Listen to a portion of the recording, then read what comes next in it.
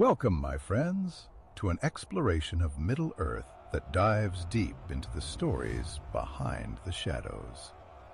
Today, we'll embark on a journey through the dark and mysterious history of the 9 Rings of Power, their doomed bearers, and the ominous Nazgûl they became.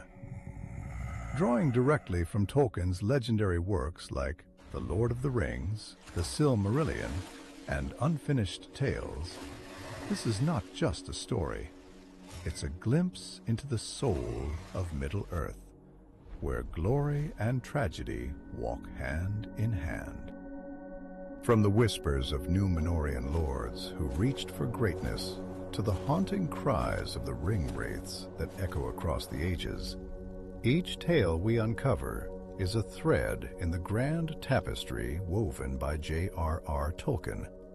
We'll trace the steps of those who bore the 9 rings, watch as their humanity erodes, and confront the grim reality of their eternal servitude to Éowyn.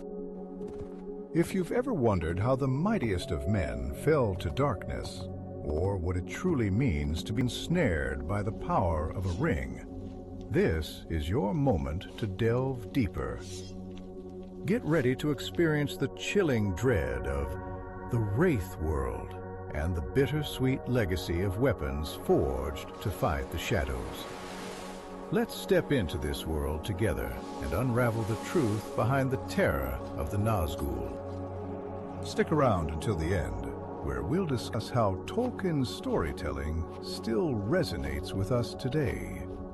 But for now, let's begin where it all started, with the gifting of the 9 rings. When Sauron forged his grand plan to dominate Middle-earth, the 9 Rings of Power became his most cunning tool. These were no ordinary trinkets. They were meticulously crafted under his watchful eye in the fires of Arion. While Kor, the elven smith, crafted the rings with noble intentions, Sauron's deception ran deep. He infused each with his malice, ensuring they would bend to the dominion of the One Ring. The recipients of these 9 rings were men, ambitious, powerful, and ultimately fallible. Among them were 3 Númenórean lords, descendants of a mighty lineage. Their lands and kingdoms were already vast, their influence undeniable, and yet the promise of greater power, immortality, and dominion over their realm proved irresistible. This was the first step in their downfall, a lure that no mortal could escape. At first, the rings seemed to deliver exactly what was promised. These men thrived, their kingdoms flourished, and their names became legends.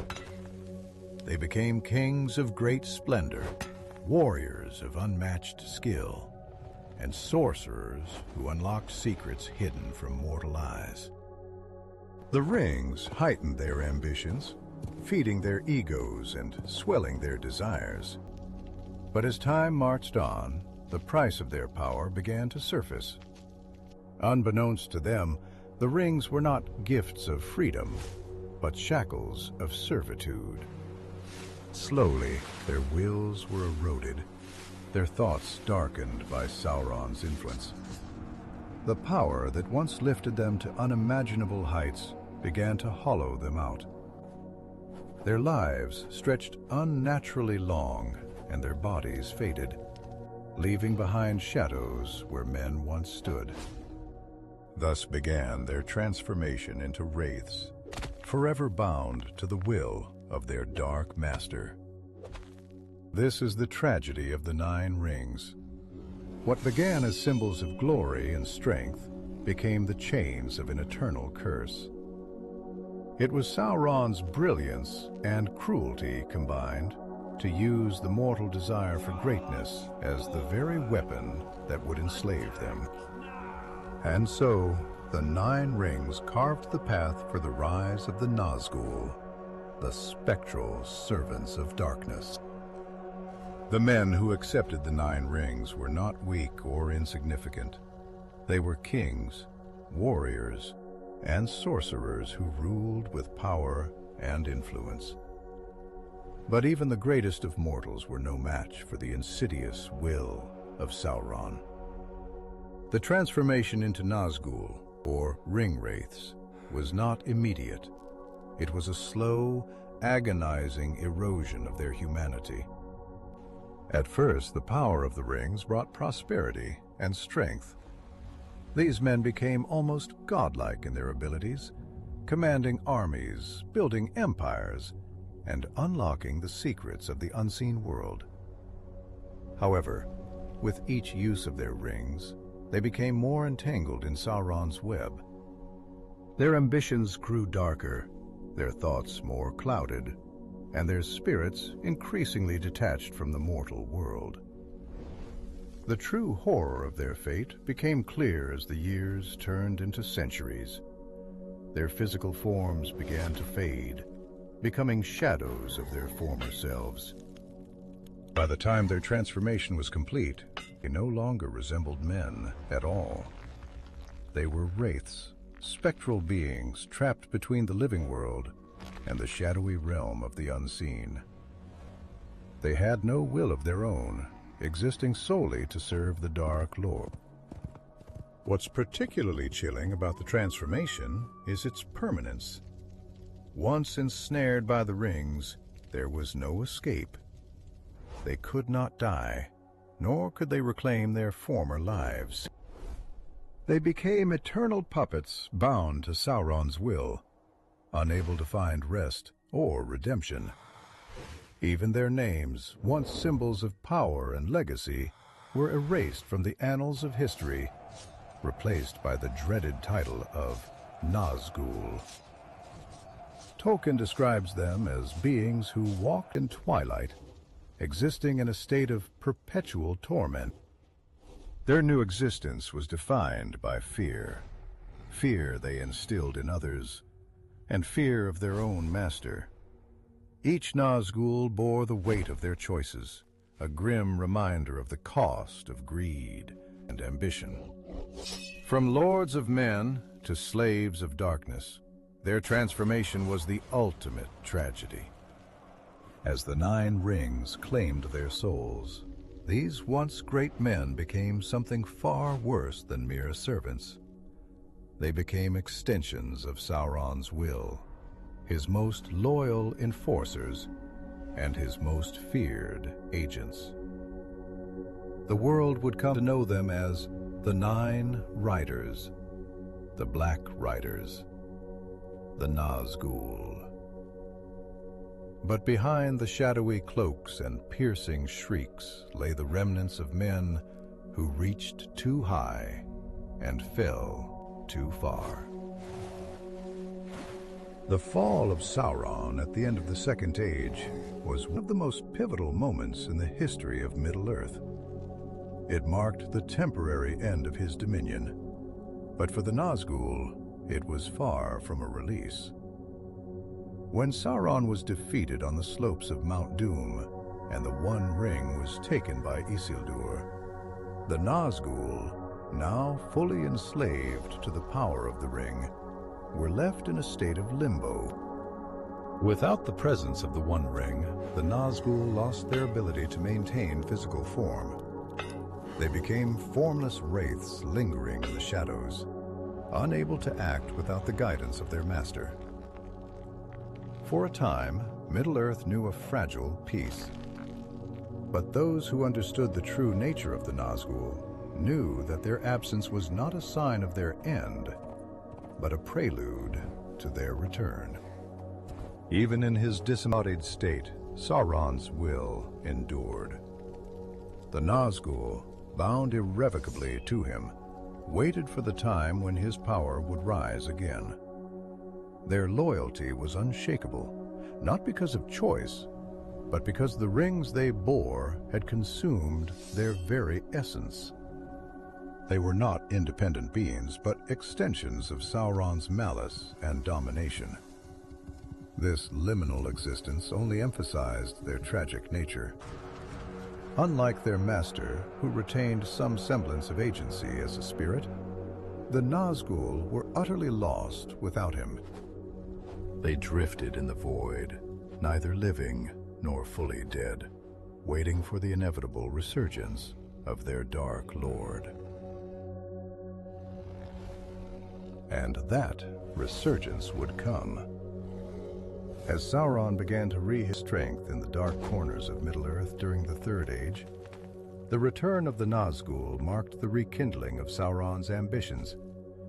When he rose again in the fortress of Dol Guldur, the Nazgûl became active once more, emerging from the shadows to enact his will. Their reappearance was not only a symbol of Sauron's growing power, but a chilling reminder that the darkness never truly dies in Middle-earth. It only waits. This cycle of servitude and resurgence defined the existence of the Nazgûl. They were not just servants of Sauron, they were manifestations of his lingering evil. Their presence served as a warning to all who underestimated the power of the One Ring and the reach of its creator. Though Sauron's body could be destroyed, the Nazgûl stood as proof that his spirit and influence could not be so easily undone. The story of Isildur is one of the most heart-wrenching and pivotal moments in the history of Middle-earth. A hero of his time, Isildur played a key role in the final defeat of Sauron at the end of the Second Age. Yet his legacy would not be one of triumph, but of tragedy, all because of the One Ring and its corrupting power. Isildur's moment of glory came when he cut the One Ring from Sauron's hand during the siege of Barrow. Armed with the broken blade of Nariel, he dealt the blow that brought the Dark Lord's physical form to ruin. But when the time came to destroy the ring, Isildur faltered. Standing on the very edge of Mount Doom, he claimed it for himself, calling it a token of his victory and a legacy for his line. It was a decision that would haunt Middle-earth for centuries. The ring's influence over Isildur was immediate and subtle. Once a noble and valiant leader, he became consumed by its allure. Though he justified his decision to keep the ring, he could not see the shadow it cast over his heart. It promised power and eternal glory, but in truth, it had already begun its work to bring about his downfall. This came to pass not long after the great victory. On his journey back to Gondor, Isildur and his company were ambushed by a horde of orcs in the Gladden Fields. Outnumbered and overwhelmed, Isildur's men fought valiantly, but it was a losing battle. In desperation, Isildur used the power of the ring to vanish from mortal sight, attempting to escape the carnage. But the ring betrayed him, as it had betrayed so many before, and would betray countless others after. As he swam across the Anduin River to evade his pursuers, the ring slipped from his finger, abandoning him to his fate. Stripped of its protection, Isildur was discovered by the orcs and slain. His body was lost to the river, and the ring sank to the murky depths, hidden for generations. The tragedy of Isildur is a powerful lesson within Tolkien's legendarium. He was not an evil man, but the ring's corrupting influence preyed on his human weaknesses: pride, ambition, and a desire to preserve his legacy. In choosing to keep the ring, he not only sealed his own doom, but also set the stage for Sauron's eventual return. The legacy of Isildur serves as a warning of the peril that comes with possessing such a dangerous artifact. Sauron's defeat at the end of the Second Age left him disembodied, but not destroyed. His spirit lingered, scheming and waiting for the moment to rise again. The seeds of his return were sown in the shadows of Middle-earth during the Third Age, where his malevolent will began to take shape once more. Around the year 1050 of the Third Age, whispers of a dark power stirring in Greenwood the Great began to spread. This once vibrant forest, home to the elves of Thranduil, began to fall under a sinister shadow. Strange creatures crept through its trees, and a malign presence was felt by all who dwell near. Over time, the forest came to be known as Mirkwood, a grim reflection of its corrupted state. This dark power was none other than Sauron.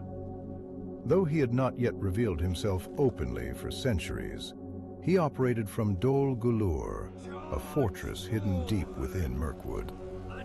Here he took the guise of the Necromancer, concealing his true identity even from the wise. His influence spread quietly but effectively, sowing fear and division among the free peoples of Middle-earth. During this time, Sauron began to call upon his servants, including the Nazgûl. The Witch-king, his most trusted lieutenant, was dispatched to lead the Nazgûl in furthering Sauron's plans. Their dark presence was felt across Middle-earth as they hunted for any trace of the One Ring, which they knew would bring their master back to full power. The return of Sauron marked a turning point in the Third Age. Though he was weaker than before, his malice and cunning were undiminished. He manipulated events from the shadows, stoking the fires of conflict and turning the hearts of men against each other. His influence even reached kingdoms like Gondor and Rohan, eroding their strength from within. Sauron's resurgence in Dol Guldur did not go unnoticed by the wise. The White Council, led by Saruman, Galadriel, Elrond, and Gandalf, debated the growing threat. Gandalf himself ventured into Dol Guldur and confirmed that the shadow in the forest was indeed Sauron. Yet, even with this knowledge, the road to confronting him was fraught with division, as Saruman secretly sought the ring for himself. The return of Sauron was a slow and insidious process, mirroring the gradual corruption he spread through the Nine Rings and the Nazgûl. By the time his full strength was revealed, it was almost too late to stop him. His rise serves as a reminder that evil, though it may be beaten down, is never entirely vanquished. It lurks in the darkness, waiting for the opportunity to strike again. The Nazgûl, or Ringwraiths, were not simply servants of Sauron. They were extensions of his will, weapons of fear and domination. Their presence alone was enough to chill the blood of the bravest warriors, and their powers made them nearly unstoppable agents of terror. As the Dark Lord's most loyal servants, their influence spanned centuries, leaving scars across Middle-earth. The power of the Nazgûl was rooted in the 9 rings they bore. These rings granted them access to the unseen world, a spectral dimension where they thrive. They could pass unnoticed by mortal eyes, moving as shadows and whispers. But their true menace lay in their ability to wield fear as a weapon. Tolkien described their presence as a pervasive malice, an aura of dread that could break the resolve of even the most stalwart hearts. One of their most infamous abilities was the Black Breath, a noxious aura that spread despair and illness. Those who came too close to the Nazgûl often found themselves overcome by a cold, oppressive despair that lingered long after the wraiths had passed. In battle, their shrieks, a piercing, otherworldly cry, could drive even the most seasoned warriors to their knees, paralyzed by terror. The Nazgûl were also formidable in physical combat. Though their strength did not come from brute force, They wielded weapons imbued with dark sorcery, such as the Barrow-blades, which inflicted wounds that could not heal. A shard of such a blade left in a victim's flesh would slowly transform them into a wraith, binding their soul to the unseen world. This made even the smallest scratch from their weapons of fate worse than death. Despite their spectral nature, the Nazgûl were not invincible. Certain weapons, like the Barrow-blades forged with ancient enchantments, could harm them. Their greatest vulnerability, however, was their reliance on the One Ring. Without Sauron's guidance and the power of the ring, they were significantly weakened, their physical forms dissolving into the shadows from which they came. The Nazgûl's power was not just a tool of war, but a psychological weapon. They represented the inevitability of Sauron's dominion, a constant reminder that resistance was futile. Whether hunting for the One Ring or leading army into battle, their presence turned the tide of events in Middle-earth, leaving an indelible mark on its history. The Witch-king of Angmar, leader of the Nazgûl, stood as Sauron's most formidable lieutenant. Among the 9 wraiths, he was the most powerful and feared, wielding weapons and sorcery that struck terror into the hearts of all who opposed him. His rise to infamy and the dread he inspired made him one of Middle-earth's most iconic figures of evil. The Witch-king's weapons were extensions of his malice. His most infamous tool was the Barrow-blade, a cursed weapon designed to inflict wounds that could never fully heal. When Frodo was stabbed with this blade on Weathertop, a shard of the weapon remained lodged in his body, threatening to pull him into the Wraith world. The blade's malevolent intent was to corrupt the victim, turning them into a wraith under Sauron's control, a fate that loomed over Frodo until it was removed. In addition to his blade, the Witch-king wielded a massive black mace, which he used to devastating effect during the Battle of the Pina Fields. This weapon was not just a tool of destruction, but a symbol of despair. With every crushing blow, it shattered bodies and hopes alike, leaving those who faced him in utter ruin.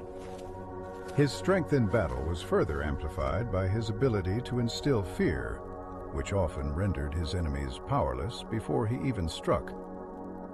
The Witch-king's armor was another key to his menacing presence. His helm, adorned with a jagged crown, symbolized his dominion and connection to the shadowy forces of Sauron. Clad in robes of darkness and steel imbued with sorcery, he was a towering figure of dread, seemingly impervious to conventional attacks. His spectral form, hidden beneath the armor, added another worldly dimension to his presence, making him appear more demon than man. Yet for all his power, the Witch-king was not invincible. Prophecies foretold his doom, notably the words of Glorfindel during the First Age. Far off yet is his doom, and not by the hand of man shall he fall. This prophecy came to fruition during the Battle of the Pelennor Fields, when Éowyn, Shield Maiden of Rohan, struck the fatal blow with Merry's enchanted Barrow-blade. Her defiance and courage in the face of overwhelming terror shattered the Witch-king's aura of invincibility, proving that even the darkest shadows could be vanquished.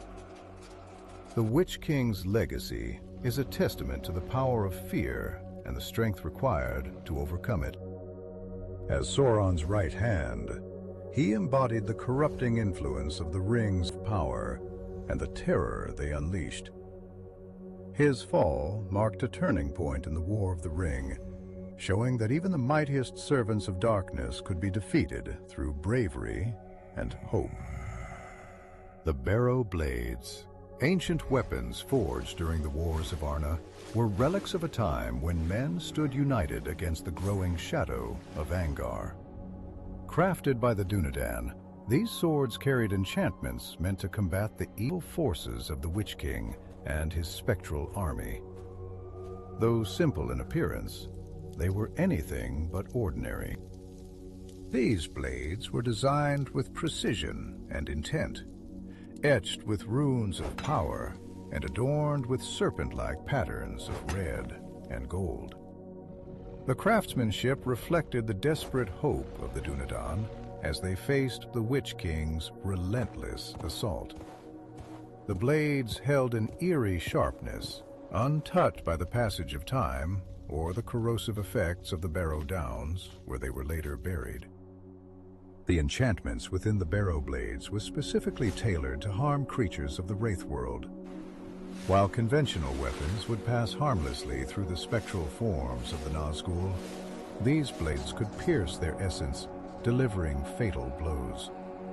It was one of these swords, wielded by Mary, that helped Arwen strike down the Witch-king during the Battle of the Pella Fields, fulfilling Glorfindel's ancient prophecy. However, the history of these weapons is steeped in tragedy. The Barrow-blades were forged during Arnor's final stand against the Witch-king of Angmar, a conflict that ended with the kingdom's destruction. The last remnants of Arnor's resistance, unable to stem the tide of Angmar's forces, hid the blades in the Barrow-downs, where they lay forgotten for centuries. Their rediscovery by the hobbits in the Fellowship of the Ring was an act of fate guided by Tom Bombadil. Frodo, Sam, Merry, and Pippin escaped the clutches of the Barrow-wight and armed themselves with the enchanted swords. Though the hobbits did not realize the full significance of their find, these weapons would play a pivotal role in the war to come, especially in the battle against the Nazgûl. The legacy of the Barrow-blades is a poignant reminder of the courage and ingenuity of the Dúnedain. Even in their darkest hour, they forged weapons capable of combating the shadow.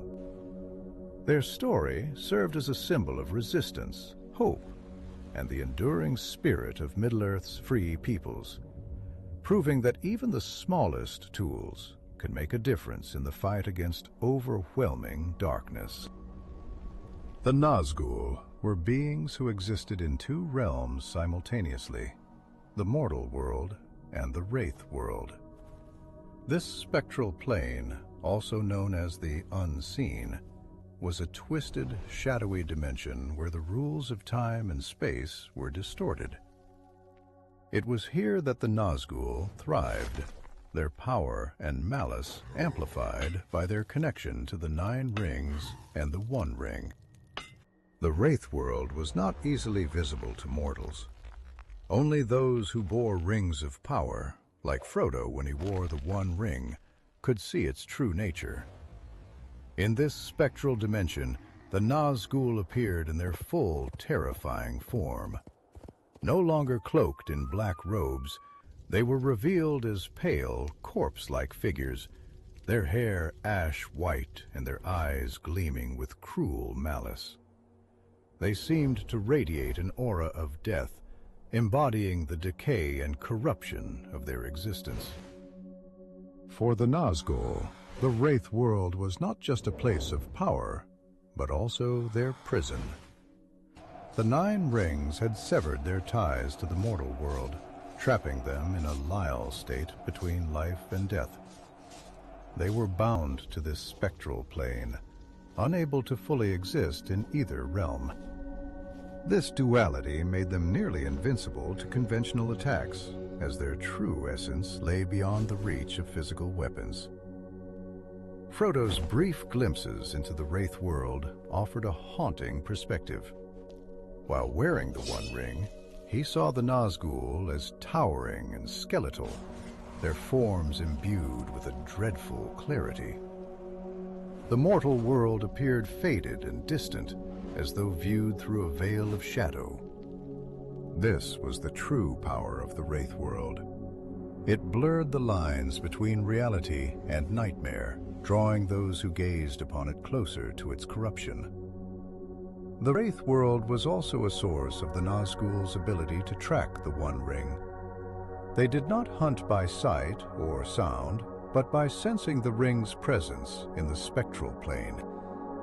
To them, the bearer of the ring shone like a beacon, impossible to hide from their relentless pursuit. This connection to the ring made them Sauron's most effective agents, capable of traversing great distances and instilling fear wherever they went. The Wraith world's oppressive nature was a reflection of the Nazgûl's existence, eternal, hollow, and dominated by Sauron's will. It was a place where light faltered, hope withered, and fear reigned supreme. For those who encountered it, the Wraith world was a harrowing glimpse into the full extent of Sauron's power, a reminder of the dangers posed by the rings of power and the shadow they cast over Middle-earth. The fall of Caelin, one of the Dúnedain kingdoms in the north, marked the tragic end of an era. It was during the wars against the Witch-king of Angmar that this once proud realm met its demise. The kingdom, once vibrant and strong, was reduced to ruins, leaving behind relics of its defiance, most notably the Barrow-blades. Caelin was a bastion of resistance against Angmar's growing shadow. Its people, descendants of Numor, were skilled in both combat and craftsmanship. The Barrow-blades forged during these desperate times were imbued with enchantments specifically designed to combat the Witch-king and his spectral minions. These weapons were the embodiment of hope in a time of despair, their steel etched with runes of protection and defiance. Despite their valiant efforts, the forces of Caelin could not withstand the might of Angmar. The Witch-king's relentless assaults, coupled with treachery and dwindling numbers, led to the kingdom's collapse. Its lands were despoiled, its keeps reduced to rubble, and its people either slaughtered or scattered. The Barrow-blades, symbols of their resistance, were buried alongside the last of Caelin's warriors in the Barrow Downs, their legacy left to slumber beneath the earth. The blades rested in the tombs for centuries, forgotten by all but a few. When the hobbits stumbled upon the Barrow Downs in the Fellowship of the Ring, they unknowingly unearthed a piece of this lost history. Saved from the Barrow Wight by Tom Bombadil, they were gifted the swords, each perfectly preserved despite the passage of time. Though the hobbits did not understand the significance of their find, the blades would prove essential in the battles to come. The legacy of the Barrow-blades came full circle during the Battle of the Pellow Fields. Merry, armed with one of these ancient weapons, struck a blow against the Witch-king, weakening him and allowing Éowyn to deliver the fatal strike. This moment not only fulfilled Glorfindel's prophecy, but also highlighted the enduring strength of Caelin's defiance. Even in death, the kingdom's legacy continued to fight the shadow. The fall of Caelin and the enduring power of the Barrow-blades serve as a reminder of the resilience of Middle-earth's free peoples. Though their kingdoms may crumble, their spirits and their creations live on, offering hope and strength to future generations. It is a testament to Tolkien's recurring theme. Even in the face of overwhelming darkness, the smallest and most forgotten things can play a crucial role in turning the tide of history.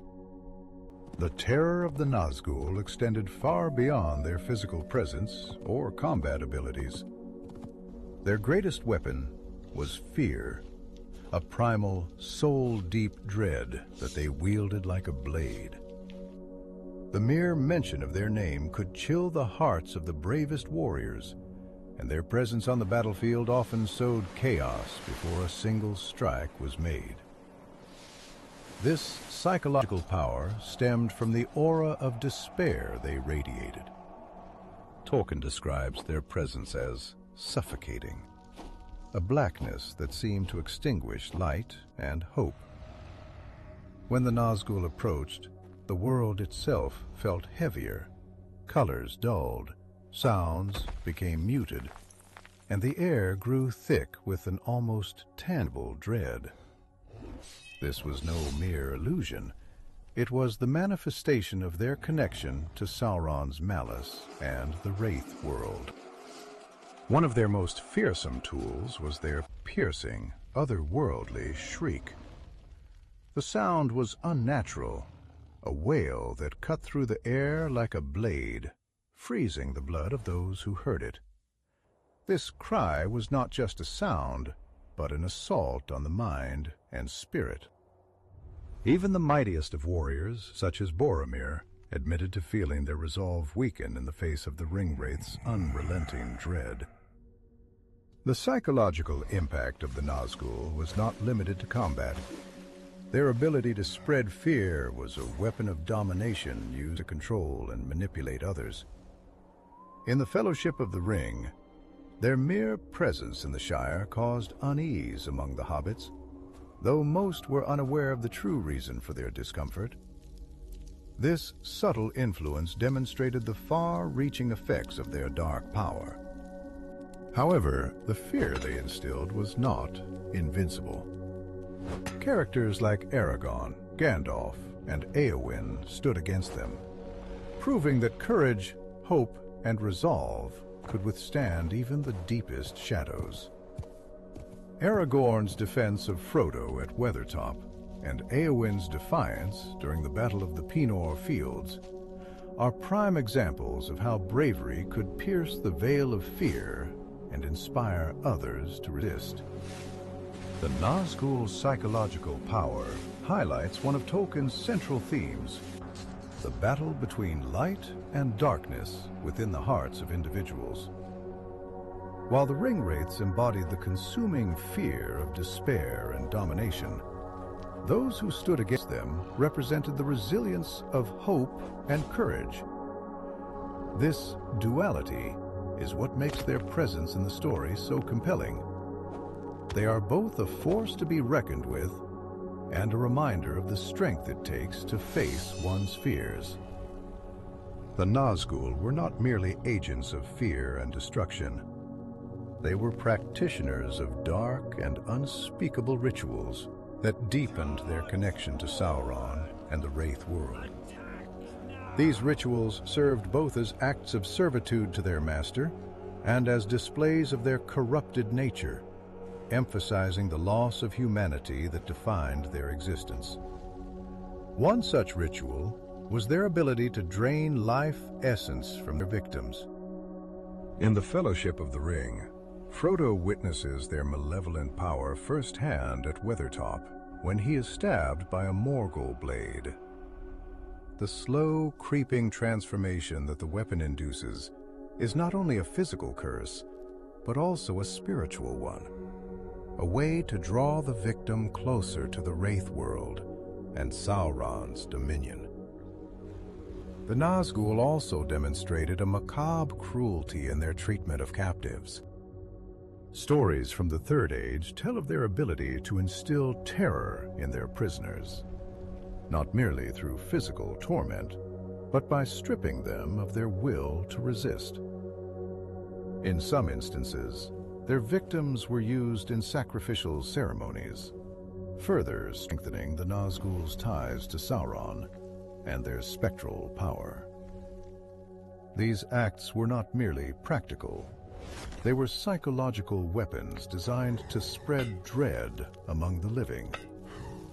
At Dol Guldur, the fortress where Sauron first began his return during the Third Age, the Nazgûl were known to perform rites that deepened the corruption of the land itself.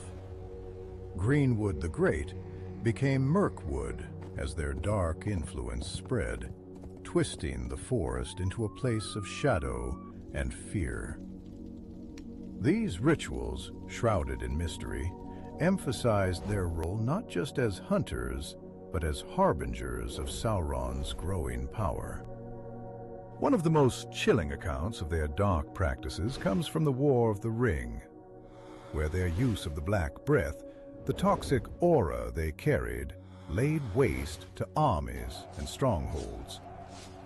Those who survived exposure to the Black Breath were left in a state of despair, unable to recover their strength or spirit.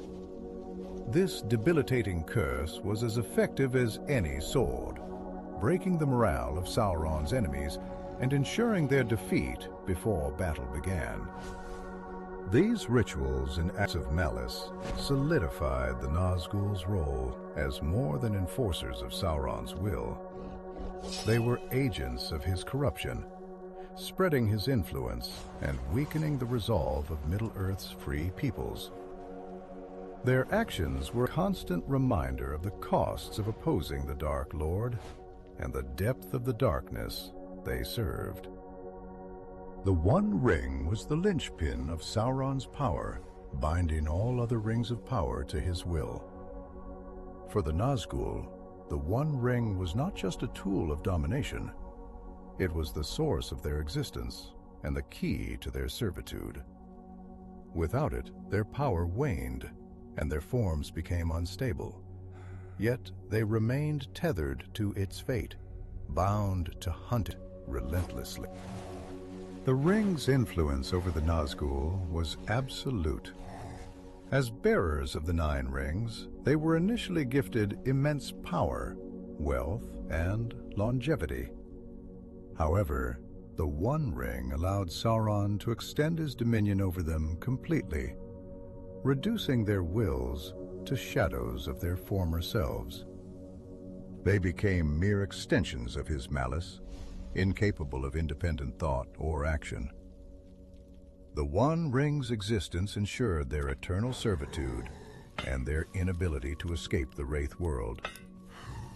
When the ring was lost, Nazgûl were thrown into a state of dormancy. Without the One Ring to anchor Sauron's power, they could no longer maintain physical forms. Yet even in this diminished state, they were drawn to its presence, sensing its power whenever it was near. This connection was their primary purpose during the War of the Ring, to recover the artifact that defined both their existence and their master's strength. The Nazgûl's hunt for the One Ring was relentless and terrifying. In the Fellowship of the Ring, their pursuit of Frodo demonstrates their unwavering connection to it. The ring acted as a beacon to the Wraith world, shining brightly in their perception and making its bearer impossible to hide. This bond made the Nazgûl uniquely suited to track the ring, as they could sense it across great distances and through barriers of time and space. However, this connection was also their greatest weakness. The destruction of the One Ring would mean not only the end of Sauron, but the unraveling of the Nazgûl themselves. As the ring carried their master's essence, its destruction would sever their link to the mortal world, leaving them as nothing more than fading shadows. This ultimate vulnerability was a testament to the ring's dual nature. It granted immense power, but at a cost no one could escape. The relationship between the Nazgûl and the One Ring is one of complete dependency. It underscores Tolkien's recurring theme of power's corrupting influence. The ring, which initially promised greatness to all who bore it, became the source of their downfall, binding them eternally to Sauron's will. For the Nazgûl, there was no redemption, no escape, and no purpose beyond their connection to this singular artifact of darkness. If you've enjoyed this exploration of Middle-earth's darkest corners, let us know your thoughts in the comments. What moments from the stories of the Nazgûl resonate with you the most? Do you see them as symbols of ultimate evil, or as cautionary tales of what could happen to even the mightiest among us. We'd love to hear your perspective. Don't forget to like, share, and subscribe to the channel for more deep dives into the world of Tolkien. Whether it's the heroism of the free peoples or the haunting legacies of the fallen, we'll continue to explore the depths of this timeless legendarium. Until next time, may the light of Arundel guide you, and may the shadow of the Wraith world never fall upon your path.